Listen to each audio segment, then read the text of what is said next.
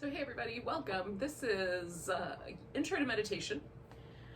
And the first introduction to meditation lesson, we really focused on making a decision about how to sit or position your body. And you can meditate in any, really any position, including walking.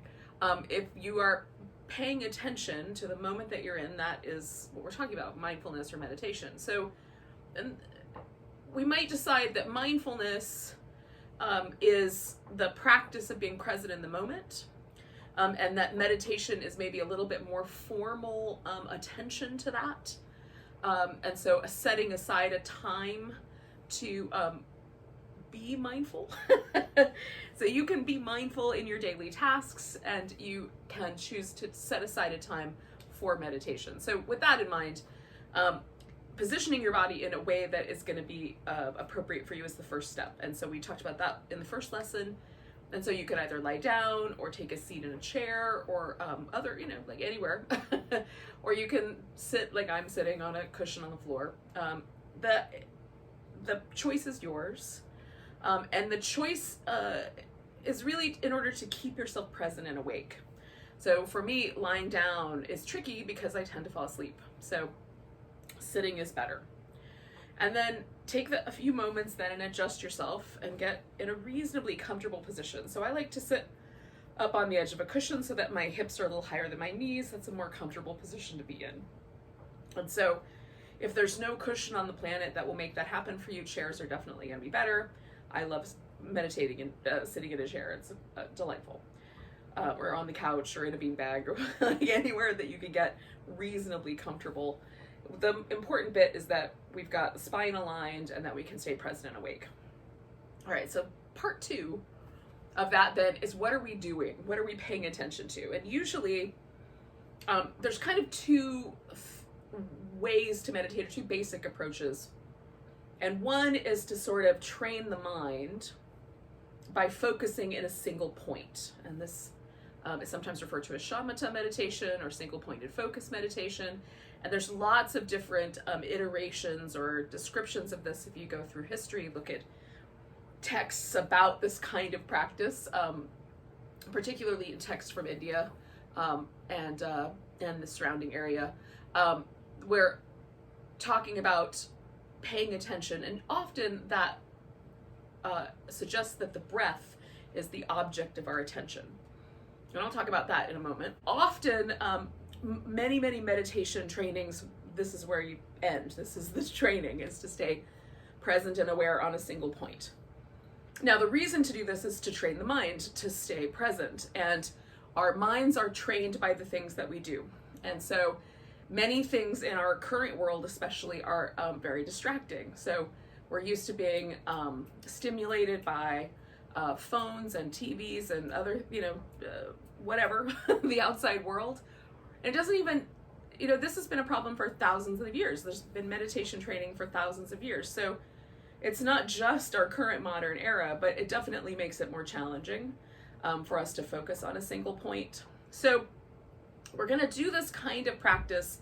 It almost is sort of in order to create a special circumstance or a special container where we put ourselves intentionally and shut out all of the other kinds of things that normally go on inside of our mind, so that we pay attention to one thing. Now, this does help us develop focus and attention to detail, but that's sort of side benefits. The primary benefit is that we give ourselves a break and a chance to sort of disengage from a lot of that more whirlwind kind of thinking. The Yoga Sutras suggest that yoga is the process of stilling the whirling patterns of the mind. And usually the words that are used are chitta vritti, which sort of brings up this idea of like a constant storm of thinking and thoughts, which may or may not be true for you, but it's definitely true for me.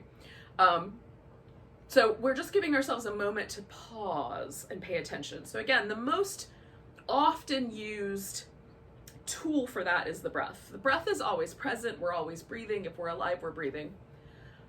And so noticing the qualities of the breath are one way to focus the mind. You don't need to get anything. You don't have to set it up. Like wherever you are, it is. So that's the reason, and most often.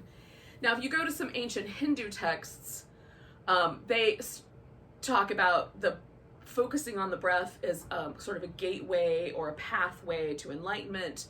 And there's some suggested power with focusing on the breath in particular. And in fact, that idea developed into complex and, in some cases, intense breath practices. But for our purposes, we're going to suggest that any focus point is a good place to begin. So if for any reason the breath is funky for you, there are some people who feel physically uncomfortable paying attention to the breath, or it creates a barrier to paying attention, then you can choose something else. So the task is choose one thing and then keep your mind with that one thing. The mind will wander, it always does. So when your mind wanders, you're just going to bring it back. As soon as you catch yourself, you just recognize that you're thinking about stuff, let go of it, and then just come back to that present moment, whether it's with the breath or with something else. So for example, you could have as your focus a candle in front of you. So there's a little flame and you can focus on the flame. You can focus on the sensation of the air against your skin. You can focus on a sound. There's lots of different ways to make a decision or different ways to approach this practice. Simply make a decision about what you're going to pay attention to. So it helps for me if it's not too exciting. Like the breath has a kind of rhythm to it. So like a metronome works really nicely if you have a metronome at your house. And sound is something that's interesting. You can play that kind of repetitive tick-tock, tick-tock, a clock works. So that's an idea. And then also you can simply gaze at any object. It doesn't have to even be particularly interesting like a candle. It can simply be, you can gaze at your sleeping dog or cat, for example, and try to stay present with the evolving moment of that. Now, I'm going to assume that we're going to use the breath, but having given you that notion, if the breath is uncomfortable for you to pay attention to, then by all means, choose another object. So get yourself comfortable in your seat. And essentially what we want to do is we want to feel really relaxed, like we're almost like we're sinking into a hot tub, right? So the present moment is this little hot tub, this little fortress of calm and peaceful abiding. And so get your spine in a position where it feels neutral and you feel rested and able to stay present. And whatever object you've chosen, you're going to pay attention to that, and you'll just translate what I say about the breath into your particular choice, right? So if you're not focusing on the breath, then something else. So begin with just noticing what the first thing that jumps out. So for me, sometimes that is the sensation of the breath coming in through the nostrils. And it's kind of, especially on a cool winter day, it's a little spicier on the inhale. And then the exhale has a slightly different quality. So choose a place where you're going to pay attention. And then see what happens over a period of time.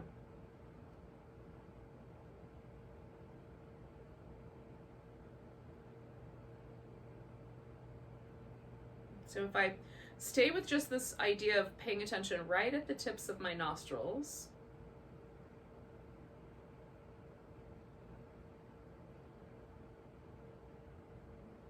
and I immediately notice that the breath has a slightly different texture on the inhale versus the exhale. That's my focus of attention. So I'm going to try to keep myself really present, relaxing my body. So not hyper vigilant to the point of tension, but just vigilant enough to stay with that sensation.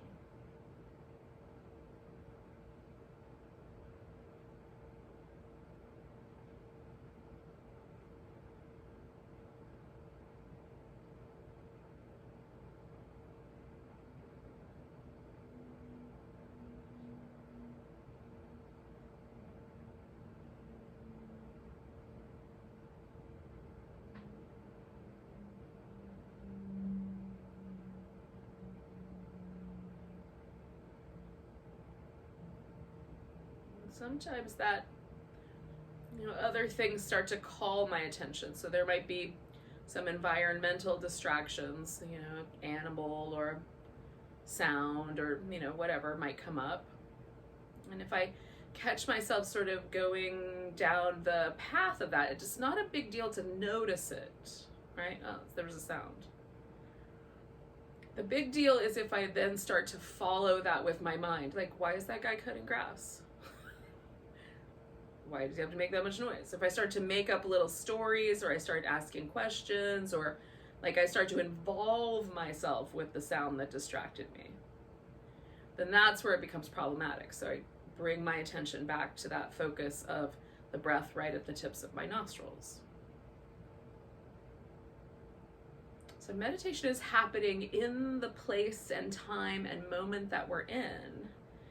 And so there's no reason to be overly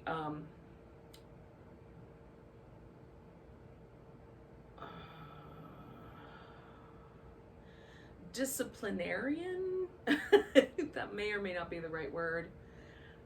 We don't have to be a taskmaster per se, because we're going to get caught in some places and we're going to get a little bit distracted. As long as we keep coming back to the focus point. Even my voice might be distractive. Just come back to your focus point.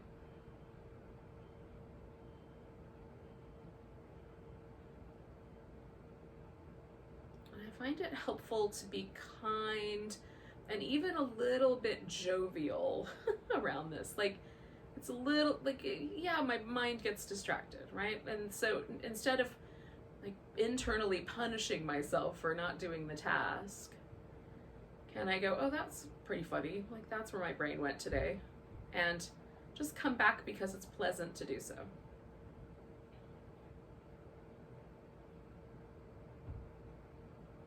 And so again, my meditation practice is my opportunity to sort of pull myself out of the purgatory of my own thoughts and just get radically present with what's happening and unfolding around me right now. And the focal point is just so I have a home base, a place to stop and return.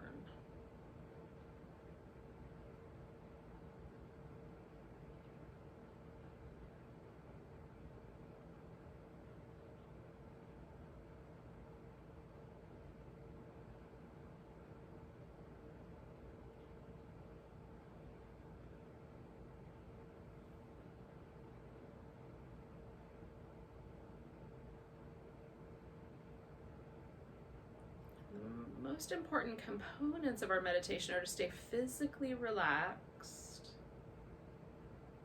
and pleasantly engaged with the object of our attention.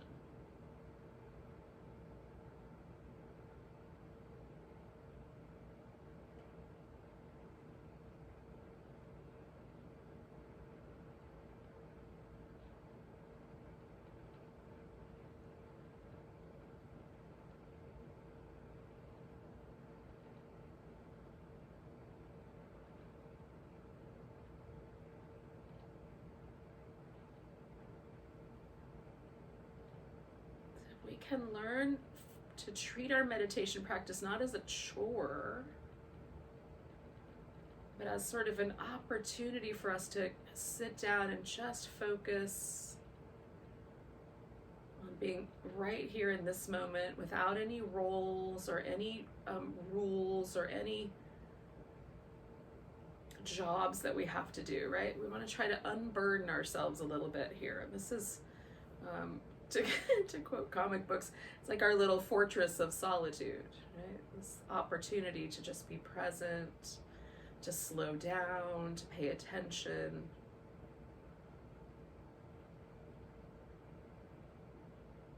And it does have some benefits. There are medically documented benefits to regular meditation. It actually increases the number of neural pathways in our brain. It helps the two hemispheres of our brain create neural pathways between them. There's even some evidence that it creates resiliency in the brain and might help us stave off things like Alzheimer's, but that's really new research, and I'm not even sure that we know for sure. So there might be some side benefits that are beyond just being still. But if that helps you motivate yourself to do it, then cool.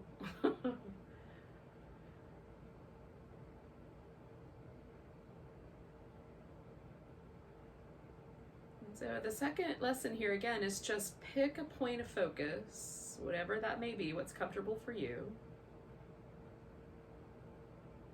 And then allow yourself to get to pay attention to that thing. And when you find yourself slipping off, you just come back, just come back, just come back. So we're going to spend our last few minutes here, about 10 minutes. We're going to try to just meditate quietly with each other. So we're doing it together, but separate. We're going to see if we can stay for 10 minutes. Now, if your body gets uncomfortable, don't be afraid to adjust it and then just come back to that still point. There are some schools of meditation where you just put up with the pain and use that as the object of your meditation, but we'll forego that for now.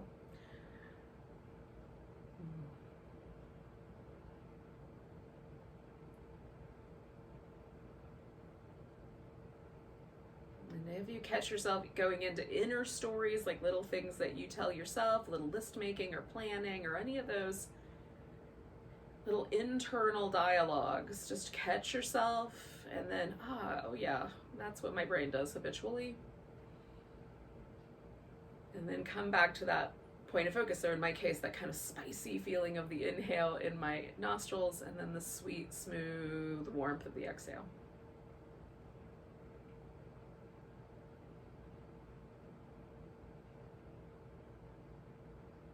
Relax your body.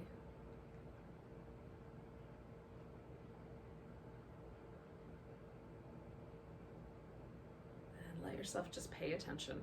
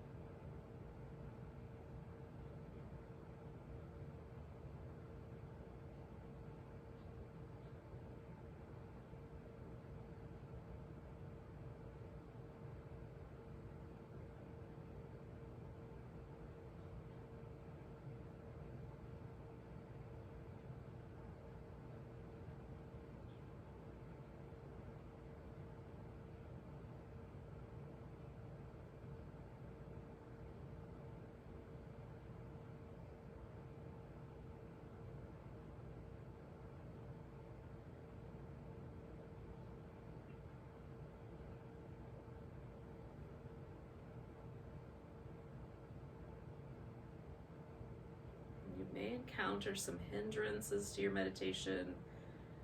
You might get a little sleepy. You can leave your eyes open just a little slit to help keep the sleepiness at bay. And you may have to, every few seconds, remind yourself to come back to the breath awareness or whatever awareness you're doing.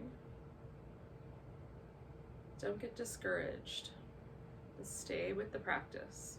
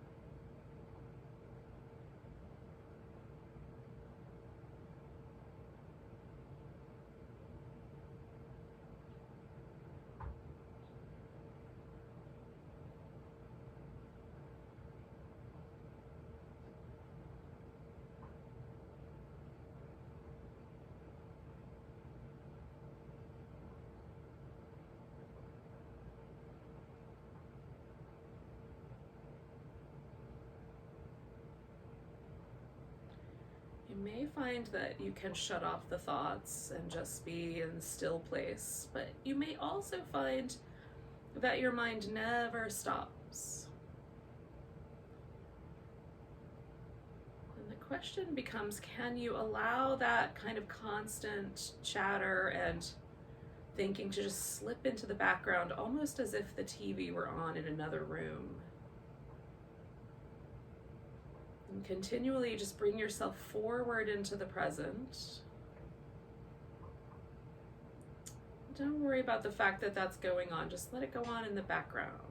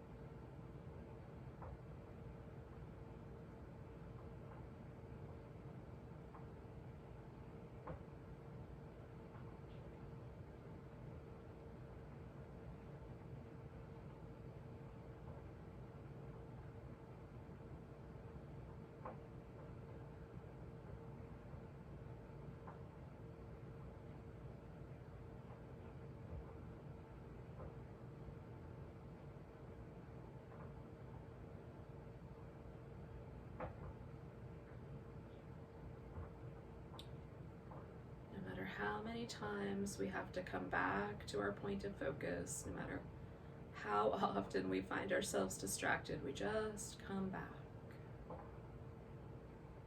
Relax the body, even if it means we have to readjust. And then come back home to that focus point, whatever it might be. And every time you visit, it's almost like you go away from home and then you come back. Just touch in, reconnect to your focus point. It's not going to be that much different. But like coming home, can we make it a little space? A little personal, sacred space to be right here, present in the moment.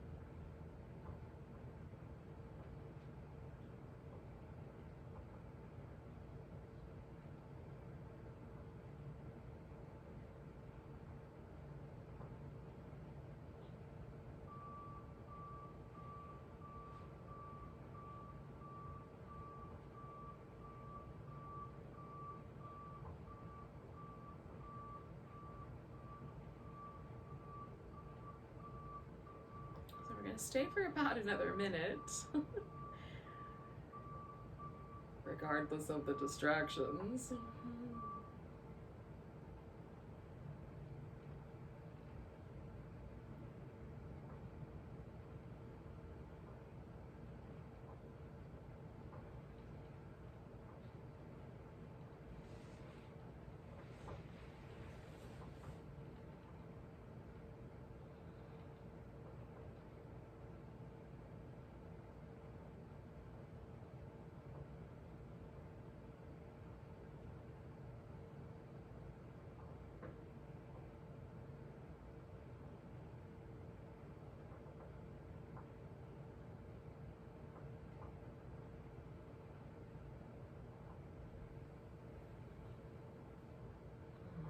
So take a nice big inhale.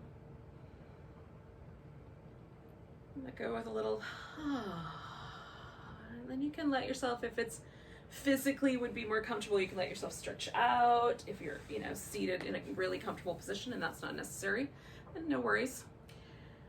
And just take a few moments and notice how you feel having spent a little bit of time paying attention or being present.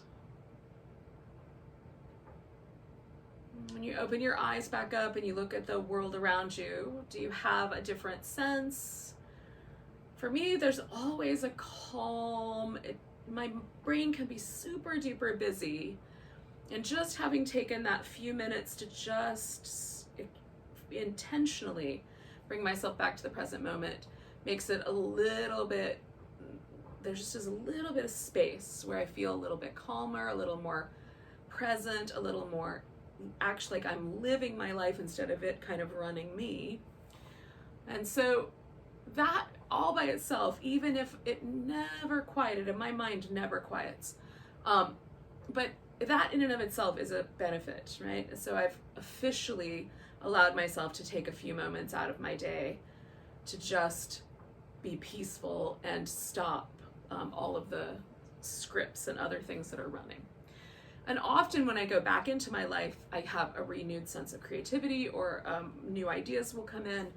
So I find it really beneficial. So hopefully for you, this has been a benefit. And next week, what we'll look at with the meditation practice are the things that kind of hinder us. The Buddhist tradition suggests there are 4 of them. I'll suggest there might be more. But the things that kind of get in the way of our meditation, and they're, hindrances or hurdles. So thank you for joining me for today. Have a great rest of your day, and namaste.